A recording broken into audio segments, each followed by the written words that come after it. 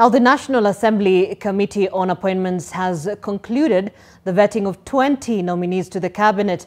NTV's Brian Mushiri now reports on Sunday's exercise that saw 2 ODM deputy party leaders, among other nominees, appear before the committee. The Cabinet Secretary nominee for the Ministry of Mining, Blue Economy and Maritime Affairs and former Mombasa Governor Ali Hassan Joho was the first to appear before the Committee on Appointments led by the Speaker of the National Assembly. Joho's academic journey came under scrutiny following various confirmations from him that he scored a D- in his KCSE. Joho further shook off the drug baron tag that has been hovering him over the years, following a report tabled in Parliament in 2010 by then Minister for Internal Security, the late Professor George Saitoti. The late Honorable Saitoti, may the Almighty rest his soul in eternal peace, came back to Parliament with a report. He came back to Parliament and tabled a report of investigation and the outcome. And it was a multi-agency, almost international investigation that clearly stated, and I'm going to only speak for myself, that no iota of evidence was found against me. According to Joho, his net worth currently stands at 2.3 billion shillings. Thank you, Mr. Speaker, honorable members.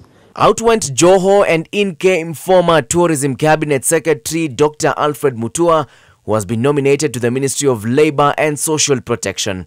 Mutua patting himself on the back for a job well done in the Ministry of Tourism before he was sacked. However, Mutua was hard-pressed to explain what exactly happened during his time as Cabinet Secretary for Diaspora and Foreign Affairs.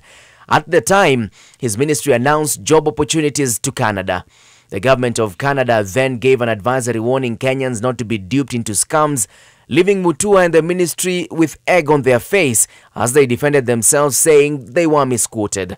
Further, Mutua denied any links with the controversial director of First Choice Recruitment Agency that is accused of scamming Eldoret residents millions of shillings with the promise of connecting them to jobs. With me is my debut. The ghosts of 2009 State House Road assassination of activist Oscar Kengara and GP Oulu also resurfaced.